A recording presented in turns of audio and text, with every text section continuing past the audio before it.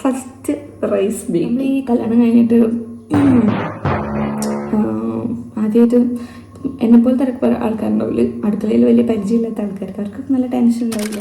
അരിയിടുന്നതിൻ്റെ 4 times വെള്ളം ഒഴിക്കണം എന്നാണല്ലോ. പക്ഷെ ഈ റൈസ് പോട്ടിനകത്ത് വെക്കുമ്പോൾ വെള്ളം അല്പം കൂടിയാലും പ്രശ്നമില്ല എന്നാണ് പറയുന്നത്. നമുക്കൊരു ഇത്രയൊക്കെ വെള്ളം എടുക്കാം അല്ലേ?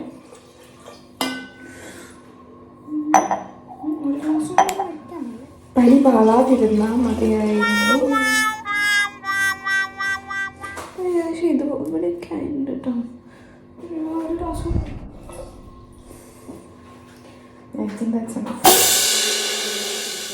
ഈ വെള്ളം ജസ്റ്റ് ഒന്ന് ചൂടാവട്ടെ, ലൈക്ക് ഒന്ന് തിളക്കട്ടെ. തിളച്ചിട്ട് നമുക്ക് അരി ഇതിലേക്ക് ഇടാം. എന്നിട്ട് ഒരു തളയും കൂടി തിളച്ചതിന് ശേഷം നമുക്ക് എടുത്തിട്ട് റൈസ് പോട്ടിനകത്ത് വെക്കാം. ആൻഡ് ഒരു 40-45 മിനിറ്റ്സ് കഴിയുമ്പോഴേക്കും റൈസ് ആവും എന്നാണ് പറയണേ. എന്നിട്ട് നമുക്കത്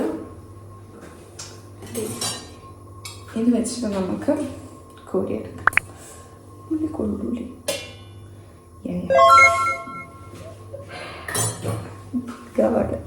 first rice baking.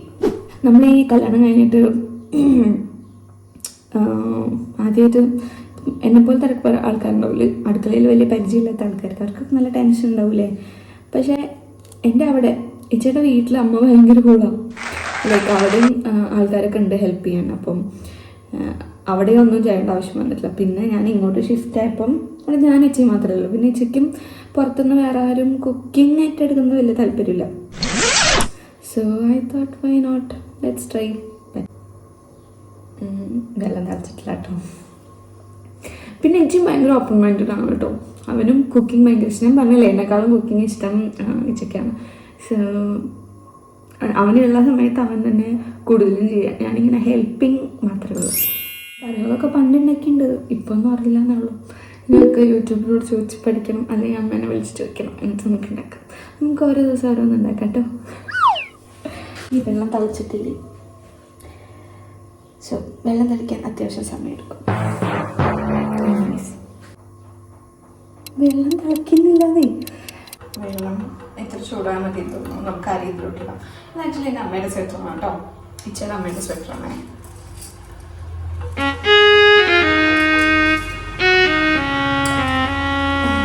I suppose this is how it's done. നേരത്തെ വരാമെന്ന് പറഞ്ഞ് പോയാണ്, എന്നെ കാണാനില്ലല്ലോ. ഇനി നമുക്ക് ഗ്രോസറി ഷോപ്പിംഗ് ചെയ്യാനുണ്ട്. അത്യാവശ്യം വേണ്ട കുറച്ച് സാധനങ്ങൾ വാങ്ങിക്കാനുണ്ട്. പിന്നെ അൺപാക്കിങ് മുഴുവനായിട്ട് കഴിഞ്ഞിട്ടില്ല, അത് ചെയ്യണം. കുറേ പണിയുണ്ട്. പിന്നെ എനിക്ക് യൂട്യൂബിൽ നല്ല കുറച്ച് സാധനങ്ങൾ എഡിറ്റ് ചെയ്യാനുണ്ട്. അപ്പം നമ്മളിതിലേക്ക് ഇട്ടു. ജസ്റ്റ് ഒന്ന് തീ കുറച്ചിടാം കേട്ടോ.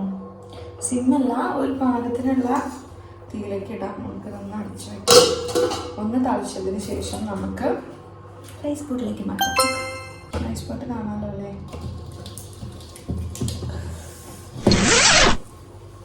അലമ്പാവോ?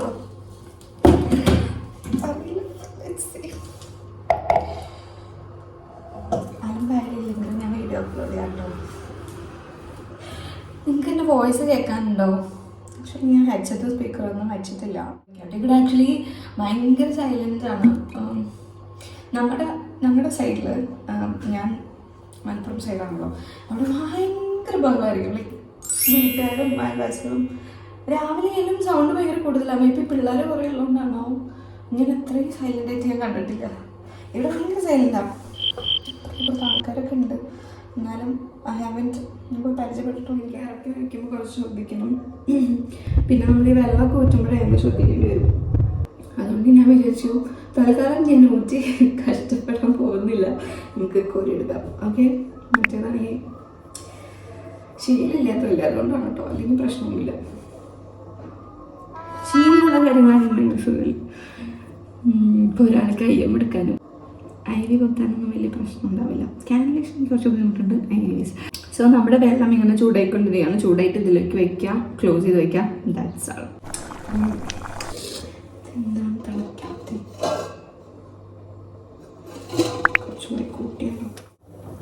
പിന്നെ വെള്ളം ഇത്ര ആവശ്യമുണ്ടോ എന്ന് ചോദിച്ചാൽ കുറച്ചുകൂടി കുറവ് മതിയായിരുന്നു എന്ന് എനിക്ക് തോന്നുന്നു. ഒരു ഗ്ലാസ് കൂടി കുറച്ച്, പക്ഷേ ഇറ്റ്സ് ഓക്കെ, വെള്ളം കൂടിയാലും പ്രശ്നമില്ല നമ്മൾ പറഞ്ഞു. പിന്നെ യൂട്യൂബിലും നോക്കിയപ്പോൾ അങ്ങനെയാണ് കണ്ടേ, വെള്ളം കൂടുതലുണ്ടെങ്കിൽ അതിലുള്ള കൊഴുപ്പില്ലേ, ഇപ്പം ഇതിലധികം ഈ റൈസ് ബോട്ടിലൊക്കെ കുക്ക് ചെയ്യുമ്പം അധികം പോവില്ല. സോ നമുക്ക് ഊറ്റിയെടുക്കുമ്പോൾ കുറച്ചുകൂടി ബെറ്റർ ആയിരിക്കും എന്നുള്ള രീതിയിൽ പറയുന്നത് കേട്ടായിരുന്നു അപ്പോൾ. സോ അപ്പം പോയിന്റ് ഈസ് വെള്ളം കൂടുതൽ വെച്ചാൽ കുഴപ്പമില്ല എന്നാണ് തോന്നുന്നത്. പക്ഷേ ഇന്നത്തെ ഒരു എക്സ്പീരിയൻസിന് ശേഷം നമുക്ക് നോക്കാം, 1 മണിക്കൂർ കഴിഞ്ഞിട്ട് നമുക്ക് തുറന്നു നോക്കാം. അപ്പം നമുക്കറിയാലോ. എക്സൈറ്റഡ്. ചോറുണ്ടാക്കുന്ന എക്സൈറ്റ്മെൻ്റ് ഉള്ള ആരെങ്കിലും ഉണ്ടോ ഇവിടെ?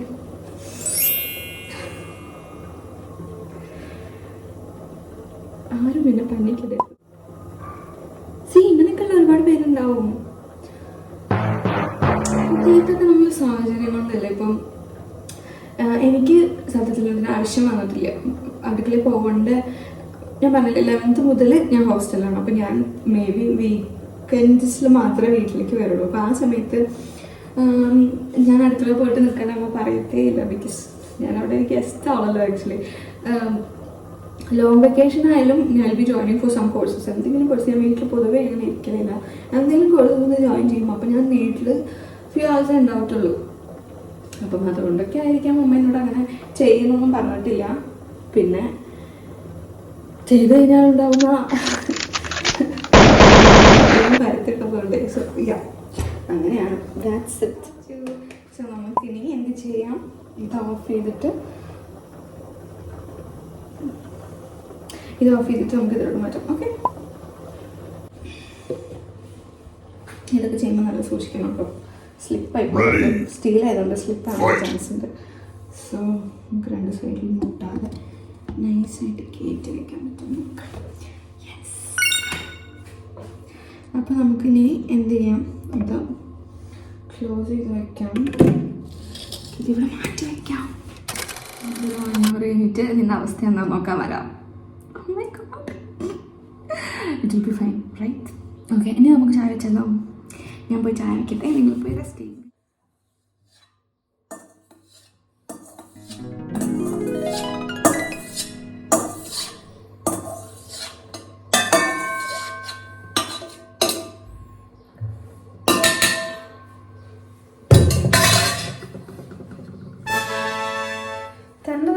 ഫൈനലി കറക്റ്റായി കേട്ടോ. വെള്ളം നമ്മൾ പൂറ്റിയെടുത്താണ്. ഇത് മറ്റേ ഓട്ടോ ഉള്ള സംഭവം. അപ്പം ഈ സ്പൂൺ വെച്ച് പോയിട്ട് ഇങ്ങനെ ചെയ്തതാണ്. അപ്പോൾ കിച്ചൺ വന്നപ്പം കിച്ചൺ ഹെൽപ്പ് ചെയ്തു. So it's nice.